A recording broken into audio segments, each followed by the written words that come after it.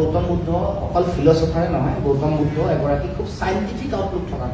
গৌতম বুদ্ধই সুখ আৰু দুখৰ ধাৰণা যেতিয়া দিছে, তেতিয়া আইনষ্টাইনৰ সেই আপেক্ষিকতাবাদৰ লগত ইয়াক তাৰ ৰিলেশ্যন থকা বুলি মানুহে কোৰিলেট কৰিছে। যদিও আইনষ্টাইন পিছৰ মানুহ, তথাপিও গৌতম বুদ্ধই আগত কোৱা কথাটোৰ লগত ৰিলেটিভিটিৰ সম্পৰ্ক মানে তেওঁ এটা ব্যাখ্যা আগবঢ়াইছে। মানে এই যে সুখ আৰু দুখৰ সংজ্ঞা, মই যে কওঁ মই বিৰাট সুখী, সুখীটো আপোনাৰ মতেহে সুখী।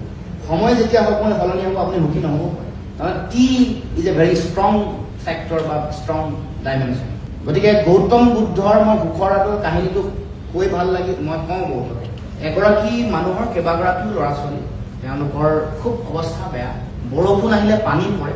এই যে আমাৰ গাঁৱৰ ঘৰবোৰ খেৰৰ ঘৰৰ ফুটাৰে নিগৰি আহি পানী পৰে, আমাৰ টকৌ পাতৰ ঘৰ ফুটা হ'লে বহুত দিন পুৰণা হ'লে যে পানী নিগৰি পৰে, আমি লগে লগে টিং বা চৰিয়া দি দিওঁ নহয়, দিওঁগে নাই পানীটো বেলেগত নপৰিবৰ কাৰণে আমিও পাতিছোঁ।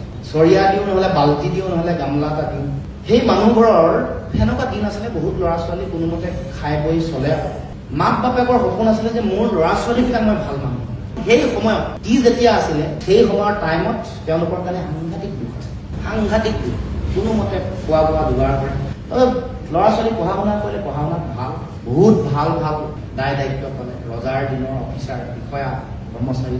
ভাল দিন আহিলে তেওঁলোকলৈ মাক দেউতাকলে ল'ৰা ছোৱালীয়ে পঢ়িছে, টকা পইচা ঘটিছে।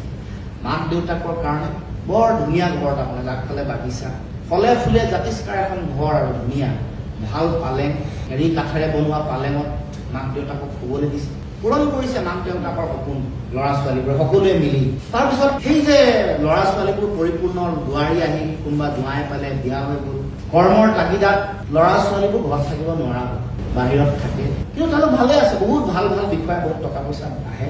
জীৱনৰ শেষ সময়ত যেতিয়া তেওঁলোকৰ মৃত্যুৰ সময়লৈ আগবাঢ়িছে আৰু ৰোগগ্ৰস্ত হৈছে, জৰাৰে তেওঁলোক নিজৰ কথাবোৰ দুইজনে গিৰিয়েকে ঘৈণীয়েকে পাতোতে সেই সময়ত তেওঁলোকৰ উপলব্ধি, টাইম সলনি হ'ল, কি সলনি হ'ল। তেতিয়া সেই ধুনীয়া সোণৰ সোলেঙত শুই তেওঁলোকে কথা পাতিছে যে বুজিছা আগৰ দিনবোৰে ভাল আছিল পাই। বৰষুণ দিওঁতে নাম লৈছে আমাৰ বোপাই চৰিয়ালৈ পানী হেৰি কৰিছিলে, আমুকে এনেকে পিছলি পৰিছিলে, সেই দিনবোৰ কিমান ভাল আছিল। যদিও খাবলৈ নুধৰিছিলে, এখন পৰিপূৰ্ণ ঘৰ। তাৰমানে সুখৰ ধাৰণাটো সলনি হ'ল নে? আপুনি মই ভাবি থকা সুখ সুখ বুলি মৰিচিকা বিচাৰি সোণৰ সোলেঙত শুই থকা পিতৃ আৰু মাতৃয়ে কৈছে আগৰ দিনবোৰ আমাৰ কিমান সুখৰ আছিলে চোৱাচোন। আমাৰ গোটেই ল'ৰা ছোৱালীয়ে ভৰি থকা এখন পৰিপূৰ্ণ ঘৰ, কোনোবাই কমকে ভাত পালেও, কোনোবাই কেতিয়াবা ভাজি কমকে পালেও, কাজিয়া চাজিয়া লাগি থকা যিটো পৰিৱেশ আৰু সেই পানী উতলা যিটো ছবি, সেইখনে সুখৰ অনুভূতিটো সলনি কৰি পেলালে। তেওঁলোক তেতিয়া সাংঘাতিক দুখত আক্ৰান্ত। গতিকে এই যে আমি ভাবি থাকো সুখ সুখ, আমাক ক্ষমতা লাগে, আমাক টকা লাগে, সেইটোৱে আপোনাক সকলো প্ৰাপ্তি সকলো দিব নোৱাৰে। আপুনি বিচাৰি থকা বস্তু এটাৰ লগত যেতিয়া এই কথাবোৰ থাকিব, মানৱীয় আবেদন, মানৱীয় প্ৰমূল্যবোৰ থাকিব, তেতিয়া আপোনাক সুখো দিব, শান্তিও দিব। কাৰণ ভগৱানে দুখন হাত দিছে, দুটা ভৰি দিছে, এটা মগজু দিছে, আটাইতকৈ বৈচিত্ৰ্যপূৰ্ণ এটা বস্তু। তাৰ পাছত আপুনি আৰু নোখোৱাকে কেতিয়াও নাথাকে, অলপ কমকে খাব। সুখ মানে মাৰ্চিডিজ চলোৱাটো সুখ নহয়। মই আজি যিটো অৱস্থাত আছো, কাইলৈ যদি মই গাঁৱলৈ গুচি যাওঁ, মই খেতি কৰি খাব পাৰিম, সুখত নাথাকো, লগনত নাথাকো। তাৰমানে আপুনি মোক এইটো কথা ক'ব নোৱাৰে যে মোৰ লুইনৰ অৱস্থা আগতকে বেয়া হ'ল।